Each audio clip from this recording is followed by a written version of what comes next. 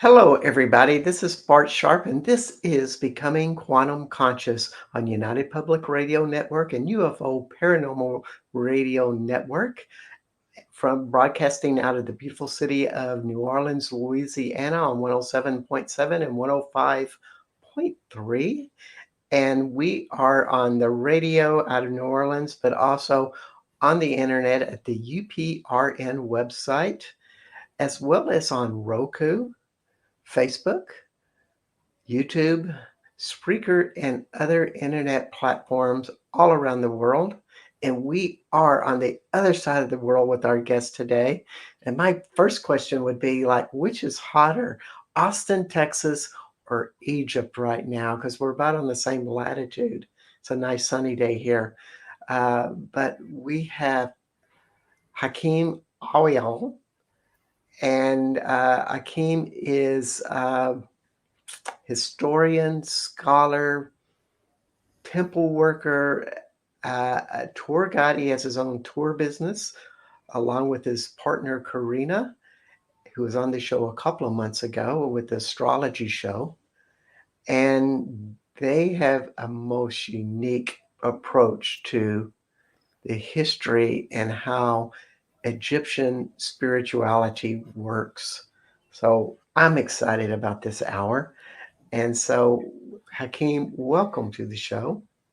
Hello, Bart. Welcome, everybody. Uh, so excited to be here with you. It is sunny, good day, a little bit windy in here, but it's still very good, sunny and good. Oh, good, good. We're on the same wavelength, about the same here. And you have been like, as we talked before, it's almost like you have just inherited a lot of this knowledge, but also your grandfather, same name, Hakim Awyan, Yes, Hakim Awyan. uh, was the creator of a term called chematology. Chematology. And Yes. could you share a little bit about his journey and what chematology is? His journey that he studied Egyptian history at King Farouk University, which is Cairo University now. And after some times of his own research, he started to speak differently about our history, um, realizing that there is many is missing or changed. And as soon as he started to speak, our archaeologists, which is his colleagues, decided this is not Egyptology. You're talking about something different. So he said, okay, I will use the old name of Egypt, which is Kemet, and name the science chematology. And this is how it started. So chematology is actually the different point of view that it changes uh, the archaeologists believe or old belief of our history as humans generally, not just Egyptians. Yes, and it is an old history. I mean, as I've studied you, you were what I really believe that the Egyptian history could be 60,000 plus years old. At this point, it is many more than one theory. Archaeologists believe it's 7 years, 7,000 years, sorry. Geologists, and many of them we have worked with to analyzing the what's happening as stones and trying to figure out the site, mentioned 50, 60,000s and more. And Yeah. my personal point of view in looking at that is the things that it's more simple than the buildings, the teachings, the knowledge. I think for a nation to reach this amount of awareness and understanding of nature and understanding of themselves, which is beyond what we know in levels, needs thousands of years, way more thousands of years that we count today with our um, regular trying to analyzing history, the regular way trying to analyze history. Uh, Yeah, I so much agree. And I think part of the proof that that's true is when we start to look at the pyramids and try to explain it the way the archaeologists say that, oh, it took 20 to 40 years to build these pyramids that are seem to be I mean, some people say that it would actually be impossible for them to stand erect in that design with that much weight, but yet they do. Therefore, we must have been evolved to a high level in order to construct something so beyond science, basically, because we don't know how it's all put together. It's uh, amazing. it is very, very difficult just to know where to start, Mm, to see the the challenges. Sorry if the words takes time to find. no, no, just Um, yeah, many people speak about the impossibility of the moving of the huge blocks of stones and cutting these solid pieces of stones and puzzle them with this most accurate way, and the engineering of it. I have worked with my uncle. His name is Yusuf. He's an engineer, and the amount of things that we saw in the plateau needs an hour by itself. Just the size of the blocks and the amount of precision in work. yes. And what fascinated me more, actually, when is the why, is the reason behind this. And because the other options is do exist, and it's a lot easier when you can do things more simple way, and it will be a lot easier. It's still a huge question mark till today for many people. The the Giza Yeah, Plateau. it is. And when we study things like ley lines, the Giza is connected to other power spots all throughout Europe, probably in the Middle East as well. And it generates tremendous amounts of energy. And it's connected to no telling what in the universe.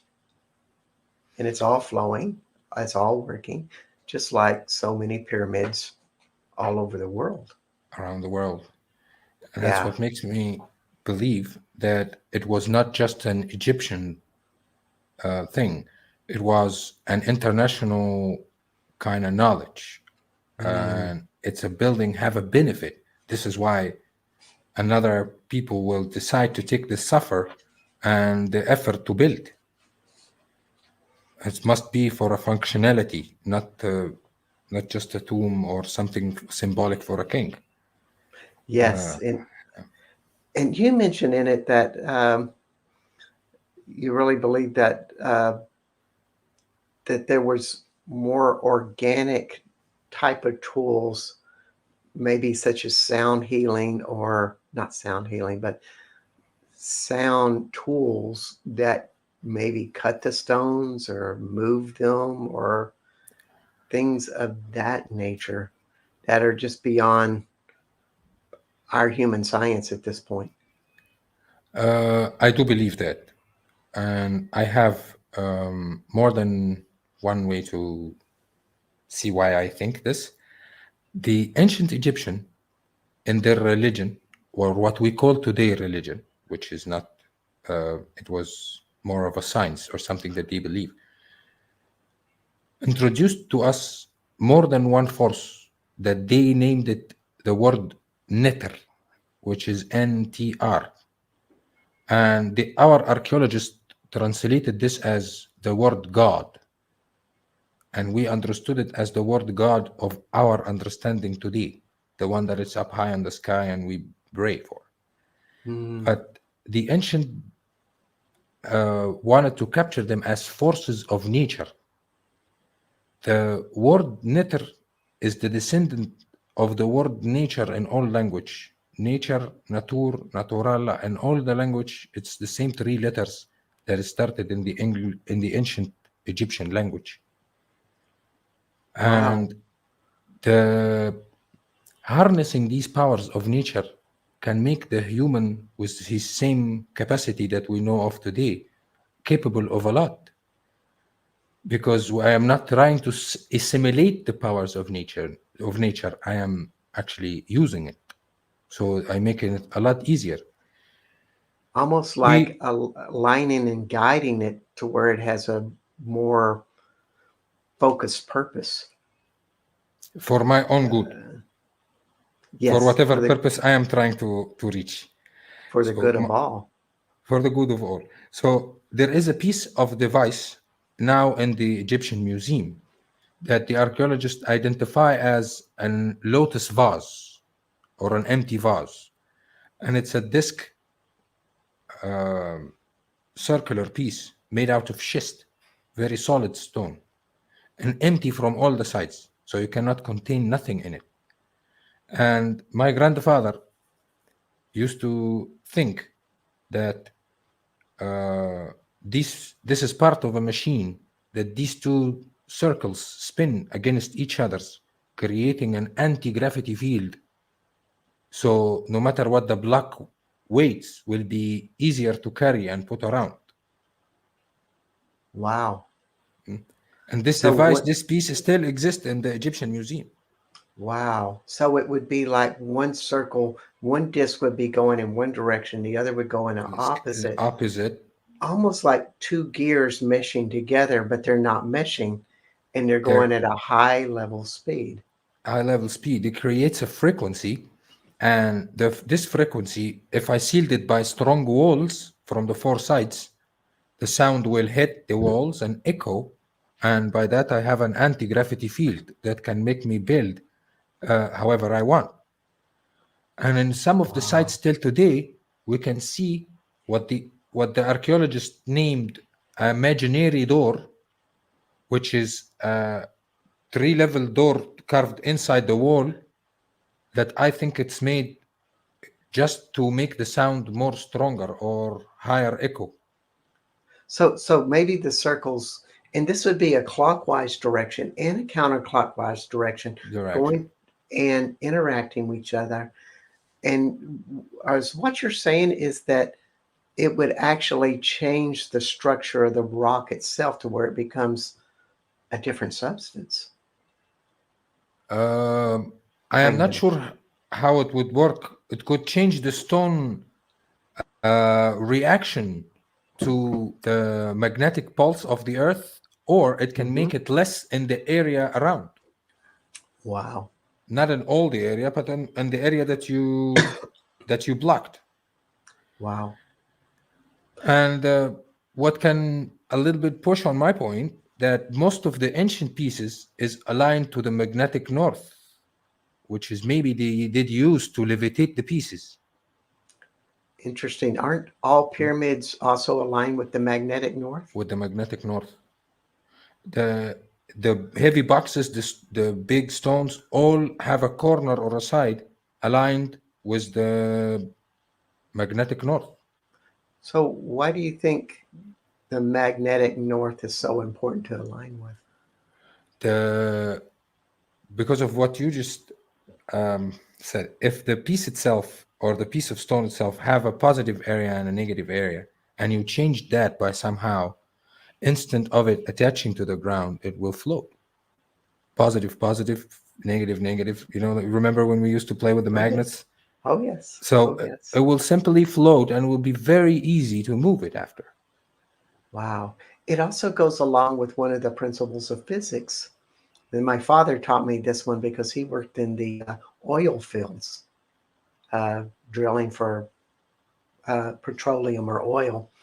And of Mm. course, what they would do is the drill would go down and it would be turning into the earth against all of these rocks. And for the drill to be able to penetrate and break these rocks down easier, they would bring down tons of air that would circulate in that hole and thus create less pressure less density in that situation.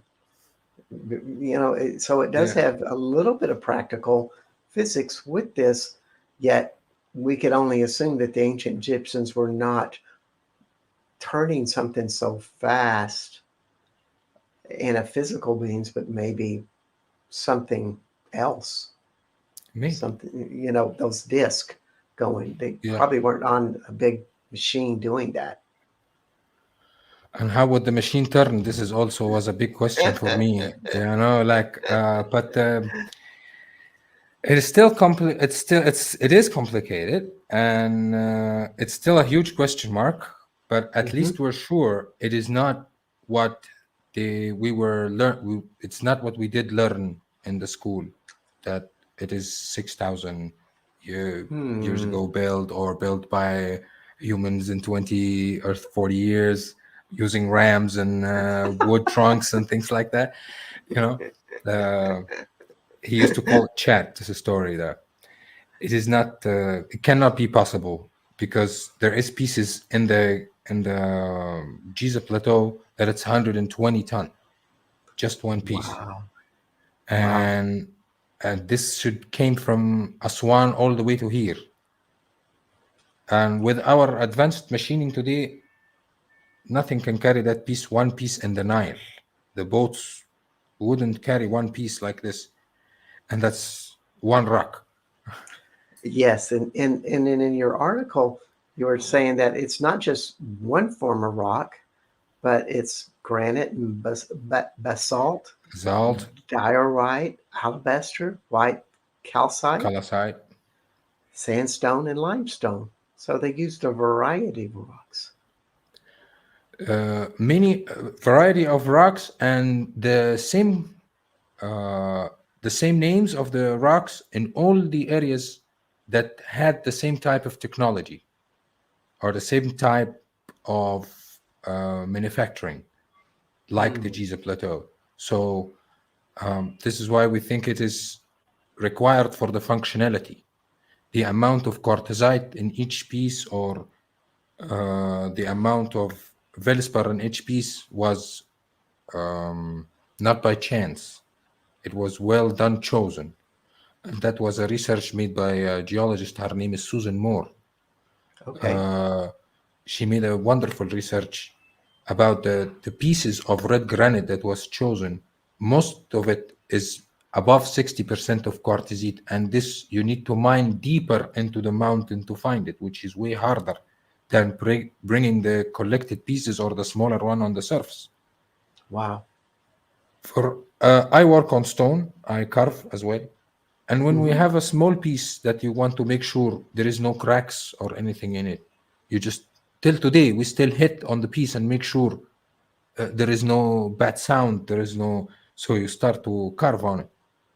I cannot know how would you identify today by your eyes how strong this piece is if it's 4 meters by two. You know, it Yeah, because is you want this super cohesiveness and no internal cracks in it to be able to withstand the the pressure that a pyramid would pressure. be carrying. You want the perfect stone. Exactly. And choosing the perfect stone is a science. If, and I'm not putting if, the evidence, the pyramid is right there. If knowing this by itself, removing all the idea of what we know about our human history and how short our life they think it is. We are very old on Mm. this planet, been here for longer than what the book says. We Yes, have a and long history. Like, and everything I've read about Egyptian history, which is not enough, but nobody can really tell me the origins of it. Like nobody really knows when it began, as far as I know. It was just a well-established culture, you know, longer than we can remember. but Uh, when it begins, I don't think it's we cannot see it because we are looking only on Egypt today. And I think Ah, it is not the size of Egypt that we can identify today. This knowledge and the beginning of it was internationally, was something around the globe, not just Egypt. Maybe it survived in Egypt. This is why we see it and we think it is Egyptian 100%. But I think from the beginning till today, it is human history, not Egyptian history. that's a good way to look at it because Yeah. in my explorations of Southwest France, and I do tours over there, just like you do tours. And the name of your website is Geb and Nut And Journeys, note, and that yeah. would be GEBANDNUT journeys.com. They Hakim leads tours in, I guess, beginning in October of this year. Is Yeah, that correct? You're waiting until it cools down a bit. yes. But it's as we both do these tours, we've learned a lot about the land, and we're seeing this. I'm seeing some of the same things in France. I'm not seeing pyramids perchance, but 4-ton stones sitting on three rounded rocks in a small cave, for example. It's like, how did that get there? Uh, And mm. this is all over France, all over Europe, all over the world. And I so agree with you that this was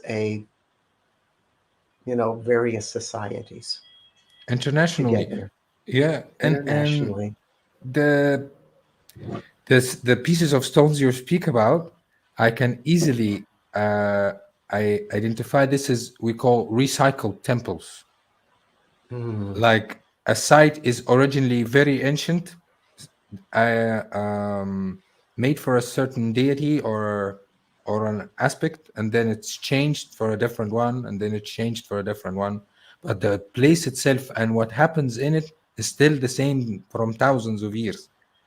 But the wow, science of archaeology look at the last stage of the building, but not the history of all of it. He only wow. analyze how is it standing right now. I'm sure this is have been hundreds of purposes for the temples you have in France, and it have changed. Indeed, Similar to what happened in here. We have here temples that the temple became a Greco-Roman temple, and then it became a church, and then it became a mosque, and now it's still a place you can visit. And the four aspects is still running, working in the temple, which is the Luxor temple. It have the ancient temple of Amun. It have a Greco-Roman temple in the end of it, which is in the same property, and a church and a mosque, and yes. all of it have holographics on the four sides. And um, we know where it is a holy place, and we keep do what we normally do. The names of gods change, but the people still doing the same things, having Wow. those habits. And you were telling me that there's evidence or beliefs, I'm not for sure which, that even there's structures underneath these holy places as well that are much, much older, of course. Yeah, yes, there is temples that it's built on top of temples, or temples that was reused only the high point of it, and the rest Hmm. still buried underneath. Wow. And some of the under or the tunnels constructions was built with the building itself at the time for a use, and the priests themselves start to remove this use till it became no longer accessible. Mm. Under the Giza plateau itself, have a huge net of tunnels dug into the mountain that we believe it was made for the water to run inside of it. Hmm. As for the all the plateau, um, I That's think that's that's very true with also the pyramids in Croatia. There's an mm, underground system there, and uh, they've been finding that out and using those waters for healing people. for healing. This is where the idea of holy water came from to us. It's a purified water that it's carrying the vibe of the netr. Per netr, which is the what means the house of the god, the house of the god. Hmm. And when the water pass into the house of the god, it carries from his aspect. This is how they describe it, how the ancient describe it. And then Wow. when the people drink it, we have his aspect, which And is also, it also goes back to the word that you mentioned before in nature, uh, netr. Netr, nether. yes, which is what the archaeologists explained as God or deity, and of course, it is the source of the word nature, as we or natur. Did we say Wow. that before the recording or after? I forgot. I can't We had remember some either. we had some nice conversation before. So back to the point. This is why I called our website Jep and Nut. Jep is the god of the land, And that would be GEB, folks. GEP, God of the and land. he connect with the god, with the goddess Nut, which is the goddess of the sky, NUT, and with both of them, they created the four directions, and then life started. Hmm. And what we do in our tours is basically same thing, but as teachings and visits. We use the construction of the temple on a certain day where the stars is aligned with it, so we can harness the energy of the temple and the day we visit the temple. Wow. And of course, um, your wife is a astrologer of magnitude, I must add, and that would be Karina Chrysler. Look her up on the internet. She does great readings. I've had one, and a lot of my friends had them, and we all agree yeah. she's a badass. Yes, she is. Yes, and so you Uh, have all of this on these tours and facilitating this natural nature happening. But of course, they were all designed to be connected with the cosmos, and of course, the cosmos ebbs and flows like the ocean, and they knew this. they They knew knew it. what. They used it. They knew it. They knew Yes. how to use it. The building and the construction till today was used to use to harness this flow of ocean you speak about into into one point where you can stand and just feel it. And then the things started to add on: chanting, sings, prayers, then a priest, then a religion, then it goes on. Uh, but originally, it started as a way for people to connect with nature, and I think this is what we're missing the most. Almost like the flow of nature goes through every cell and molecule of your body, which brings up this amazing point that Karina brought up into her show. And she learned it from you, who you learned from your grandfather. And it just, whenever I hear this concept, it makes me so, it's like the biggest concept I've heard all year long. I'm building this up, folks, because this is an amazing concept. All right, everybody ready? uh, the body has 360 sensory awareness systems, not five, like hearing, seeing, smelling, etc. Wow. 360. And I've been working with this energetically. And actually, I have led a class on this recently because I do meditation classes or activation classes, becoming quantum conscious classes in Austin, Texas. And so I Oh, had to share this, and everybody was kind of blown away. It's been a journey with 360 sensory awareness systems. You think about how you want to explain this. And before you do, I want to tell everybody that you are on Becoming Quantum Conscious. I am Bart Sharp, and you are on the United Public Radio Network and UFO Paranormal Radio Network, 107.7 and 105.3 out of New Orleans, Louisiana. And we are on Roku, UPRN website, of course, on the radio, Facebook, YouTube, and other internet platforms. And today we are talking about the ancient mysteries of Egypt from somebody who's been there for generations, lifetimes, other realities, other dimensions. He's he is intertwined. His name is Hakim Awyan. And so, what's your ideas about the 360 awareness systems? Uh, I personally believe it is this extension or expansion of our regular senses, but with way powerful way that can surround you 360.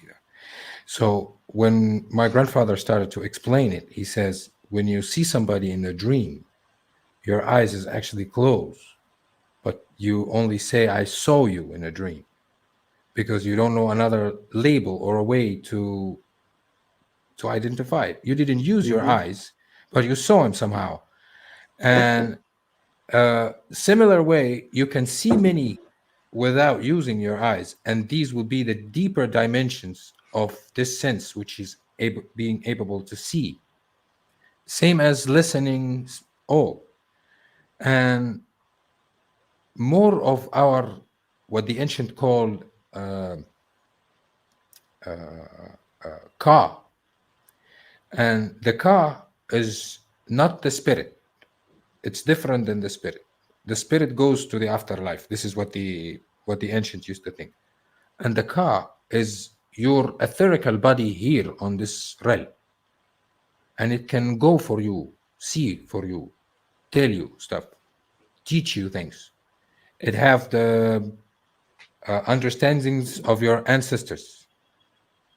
So they represented our subconsciousness, our subconscious, by this bird called the ka, which is can travel, look for you, hear for you, and this is how it can be like similar of your senses but way stronger. That's a very fascinating concept, and I've never heard it exactly stated like that. But it makes total sense that this is something of you in a human form that can access all of this information, and it's kind of your possibility that you can access more of this through this 360 century system concept. That the more you're attuned to all of these vibrations and designs and patterns and harmonics uh, inside and outside your body, you're actually uh, interacting with the call. Exactly. Is yours. And the more you are clear on this side, the more you learn easier, faster. Uh, the more you can feel the truth. The Mhm. more you can think of somebody and then he's at the door, Yes. or hold the phone and then it rings, or it can be very simple things, but it cannot be only our these five senses that we know of. Hmm. The awareness of how much can we as humans be capable of, the more we know what can we capable of, the more we will be. Yes. uh, And it's funny since I've been doing this meditation, um, my business and all of these things like that have just kind of increased. And that just feels like the easy stuff. There's other important things that I know that I'm working on. But if you had that ka body and you set your intentions, that means this huge energetic being is actively kind of working on it, so to speak. Um, I haven't been able to cure my inflammation issues that are currently in my left elbow and hand with it, but I'm working on it. It's interesting. I did heal my cat. It seemed like I did this meditation. My cat was deathly ill and kept laying beside me. And this cat never lays on me or anything. But when I did that meditation, she just jumped on it, and she kept jumping on it. And I got it. Oh, she's wanting me to help her. And then, she was fine in 2 days. So I think there's a lot of potential with this, the 360 sensory awareness systems. And just to throw out some fun ideas, if you are using these two discs and moving them in a clockwise and counterclockwise direction, you could be levitating them and spinning yourself using your call body to do that. Almost as that they're all interacting together. Because levitation is something some people are doing even today. Just food for thought. Mm. Any reflections? Uh, the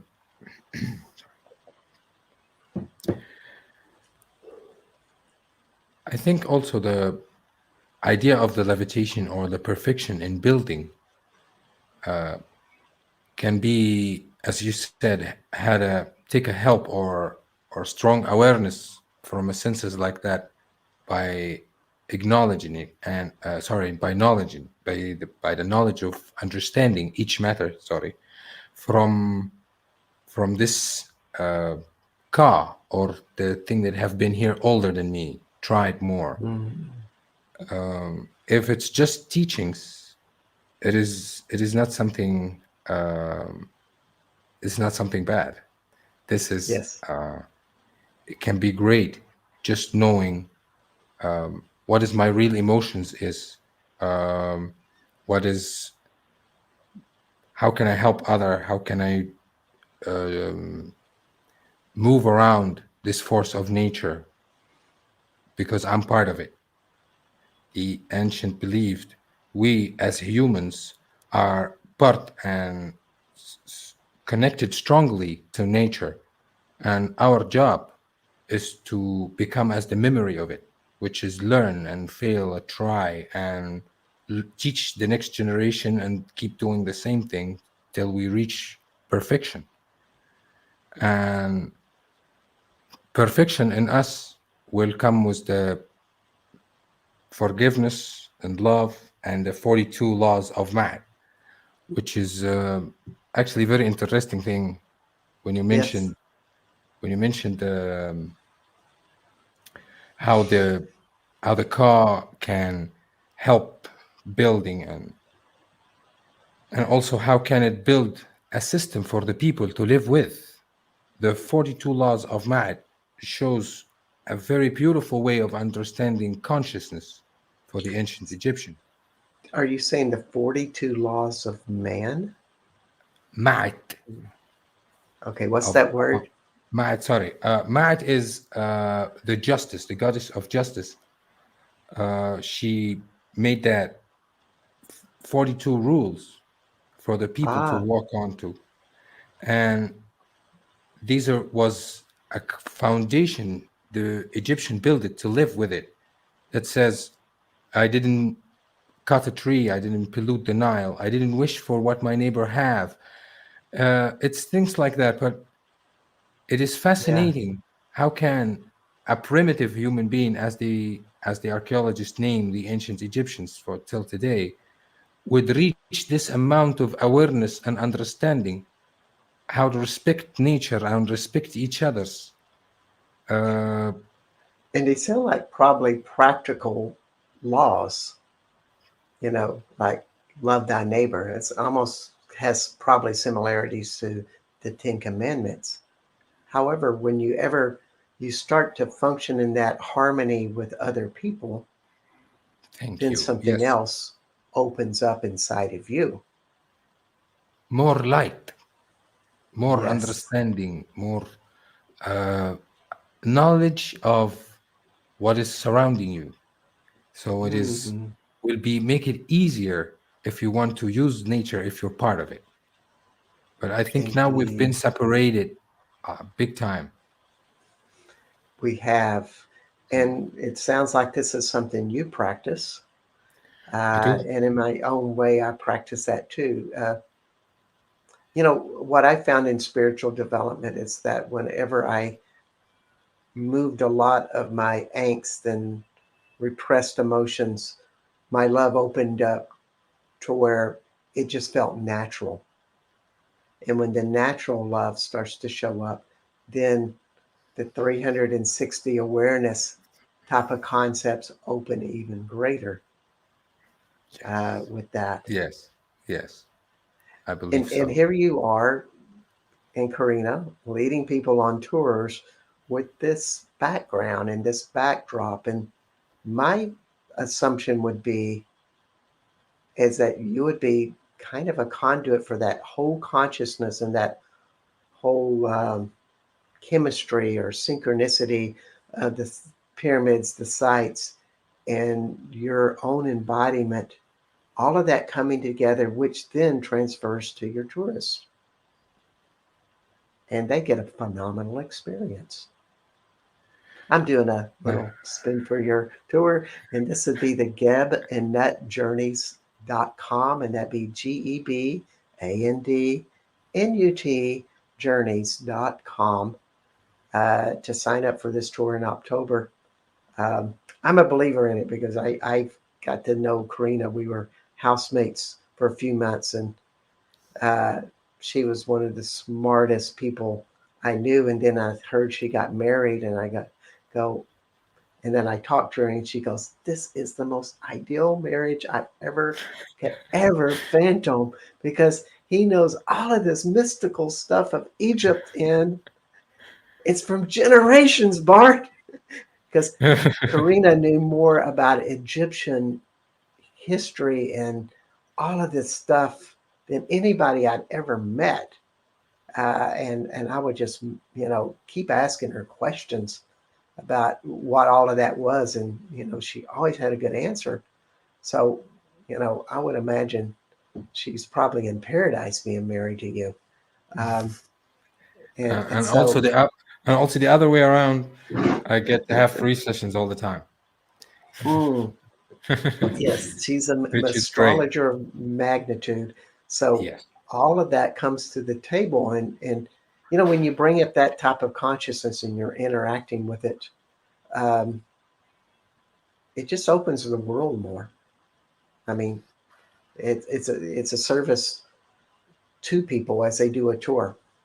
Yes. Uh, It's I've seen it when I worked with my auntie. She'd been doing this for years, and uh, it changed a lot of people's lives. A lot of people, uh, just by more connection to nature and being like go back in time. It feels like, and we're also following a foundation that my grandfather established called the Nine Initiations, and these by was he made it to use the temple exactly as the priest used to use it, so we can wow. feel what is inside. So we do the ritual exactly as the priest used to use in the temple, purifying ourselves, moving to the holy of holies, you know, uh, step by step in each temple, and each temple have a purpose, Mm, clarifying the karma, or aligning the masculine and the feminine in the body, or many. And it is something I really loved from the first time I went, and I felt like I need to like gather everybody I know and everybody I don't know and make them feel the same feeling I got when I felt when I entered these places one after the other and understand. And it's like it.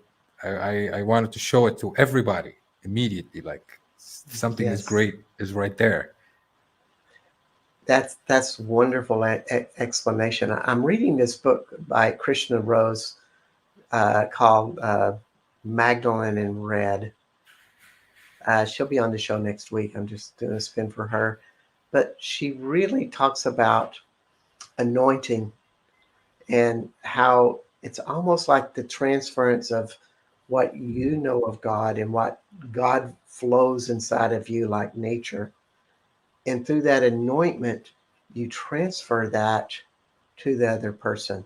It's a communion of all of who you are.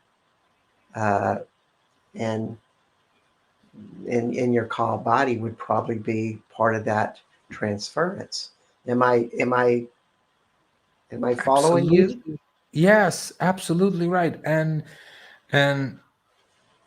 nowadays, when I look at many people reaching the same understanding of the ancient Egyptian with a different footsteps, looking at the stars or looking at the journey of holy people, or looking into a different science and reach the same truth the ancient Egyptian reach, that make me go back to my grandfather believe when he says that at a certain time knowledge will have to explode out and starts to go again. The time that it was hidden or dark, the light will show up, and it's a new time era where people ask for more awareness and knowledge. And that's what you're talking about when you talk about, I guess, the five phases of the sun, but Of the but sun. uh, but it really feels very similar, if not exactly, what we are experiencing coming into the age of Aquarius. The ancient Egyptian called it, named it Khepr, and it means to become or new dawn. It's symbolized with a scarab pushing the sun up in the morning to as a new dawn, an idea of a new dawn, and depict a Homo Aphrodite creature that have the male and the female, so he can birth himself by himself. Wow, isn't that Mm. interesting with all the you know transsexual people all popping up like it's you know like it's the big thing, uh, but it's following that same type of consciousness of people wanting oneness. Oneness. Being It is all about oneness. To become same. No labels, just us, new, like babies, humans. Don't mm, care if a boy or girl. Don't care if this or that. None of the labels matters. I'm here, new, with light and discovering. This is, you know. indeed, and it's just such a great concept, and we're leaving an era, and it's so funny because it's as you describe it, it's like exactly what's happening here. This is an age of misinformation, the internet, and all of these people. At least in America, it's like we have all of these news channels that tell different stories, and they do not report news; they just report opinions, which confuses people because they're not Mm. really they're hearing somebody else's point of view, like off the street or something. Uh, and so it is an age of confusion. It's an age of people fighting of you're wrong and I'm right polarity. Hmm. And this is the old age that we're leaving. Yeah, the age of the hide or the hidden. The ancient called Yes. them the hidden. Amun. Mm. Hmm. And this is all around the cycles of the sun. It's almost like, from what I read, and please correct me if I'm wrong, it's symbolic of basically the daily cycle of the sun in relation to the earth, but also this goes through a a thousands of year cycle as well. Yes, yes. The great cycle. They call it the The great great cycle. cycle. Hmm. Yes. Amun All is of the that. longest one. Okay, That and is which one that is is that just one? Amun is the one that is getting over, like the hidden one and the dark one, getting Uh-huh. over, starting the new one, Khipr, or the Age of Aquarius, which is oneness and knowledge, more awareness of ourselves. Ending of that Yes. cycle, beginning of that one. And I'm Yeah. going to say these to the cycle so everybody will kind of get what we're saying. Heper is Kheper. That's the first cycle. And then it goes into Ra, which is the stubborn. It refers to the energy or impetus to learn and evolve and just that, you know, enthusiasm. Om, did I get that right? Which is at noontime in the sun, it's about the wisdom, the zenith Yeah. of coming that together. Yeah. Mm. Aten, Aten, Yeah. maturity, becoming wiser. Yeah. And then Amun, which is Which is the Amun. yes, which is, by the way, Amun, is the word that we use all of us today to pray. All languages, all religion end their prayers with Amin. Or Amen. as we say in Amen. And Amen. I keep wanting Mm. to bring this up to some of my friends who are very conservative that they're really praying using ancient Egyptian Which is Egyptian rituals. name. And in all the religions in all over the world, Muslims, in Egypt here, all over, after every prayer it is Amen. And the ancient, it was very important to enlighten the body. The three letters, they are part of nature as well. The Wow. when you uh, starts to meditate using it, is high, rings Mm-hmm. in the crown of yours. And the M, is central, the third eye, and the N is deeper a little, so inside of you. It helps to channel. Ah, Wow. So the three ways Mm. from up to down, from up to your head, from to collect. Uh, his priest is very strong, or what used to be the strongest, and he had lots of knowledge, that decided to hide. Comes from his own name, the hidden. Amun means the hidden. Mm. Yeah. It's almost like if you were really adept at this prayer of saying this among, your whole body would resonate and activate with it as you said it vibrationally, and it would Yes. extend out, which is the whole purpose of doing Om. Or, one of the favorite techniques I love with Om is to say it silently and place it in various parts of my body to create a vibration there. And it sounds like it would apply with this. I'm really exciting about trying it. I'm a I'm a visceral person. I like the feelings of expanding consciousness in my body. It's a vibrational experience. Uh, this is great food for thought. It's beyond intellect. We are coming to the end of our show, and so Hakeem, I always ask people if there's an ending message that you would like to give people. And while you think about that ending message of what you would like to tell people, um, I'm going to tell everybody that you are listening to Hakim Awyan of Egypt in the ancient mysteries of Egypt, and he and his wife Karina lead gebandnutjourneys.com, and they are doing tours this coming fall. And so if you go to gebandnut journeys.com, you will find their website and get all of that information. But also, I am Bart Sharp, and this is Becoming Quantum Conscious on United Public Radio Network and UFO Paranormal Radio Network on 107.7 and 105.3 out of New Orleans, Louisiana.